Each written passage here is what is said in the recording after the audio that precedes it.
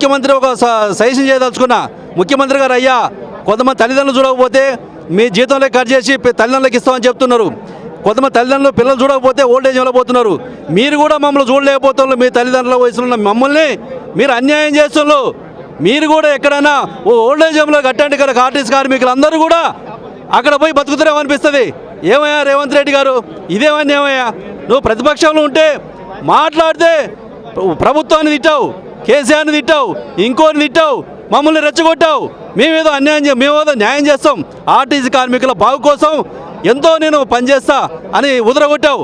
మీ మాటలు నమ్మినవయ్యా. ఈరోజు మేము నట్టేట మునిగాం. ఏరి కోరి తెచ్చుకుంటే ఎగిరెగిరి తంతున్నావు కదయ్యా. మేము ముసలోళ్ళం, మేము నడవలేని పరిస్థితుల్లో ఉన్నాం.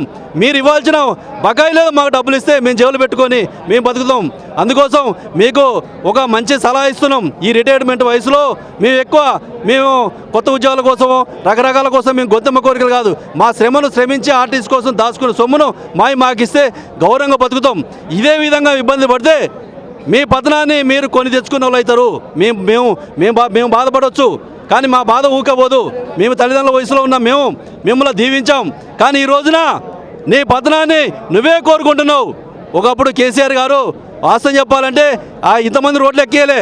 ఇలా 10,000 మంది కార్మికులు రిటైర్ అయిన వాళ్ళు రోడ్లు ఎక్కారు. రోడ్లు ఎక్కి ఇలా కర్ర పట్టుకొని నడిచే వయసు వాళ్ళు నాకు రావాల్సిన ఎలవెన్స్ ఇవ్వలేదు. ఎందుకు ఇవ్వయ్యా, ఇంకెంతకాలం మేము బాధపడాలని ఆ కర్ర పట్టుకొని ఆర్టీసీ బస్ భవన్ ముందు శ్రమించాం. మా బాధలు బందీలు మా డబ్బులు ఇక్కడ దాచుకున్న శ్రమను మా డబ్బులు మాకు ఇవ్వని మేము అడుగుతున్నాం. రేవంత్ రెడ్డి గారు దయచేసి అర్థం చేసుకోండి. కార్మికులం, మీ తల్లిదండ్రుల వయసులో నువ్వు కేసీఆర్ని తిట్టావు, నీ తండ్రి వయసులో తిట్టావు, కానీ మమ్మల్ని కూడా గోస పెట్టుకోబోకు. మా బాధలు అర్థం చేసుకో, మాకు న్యాయం చేయమని విజ్ఞప్తి చేస్తున్నాం.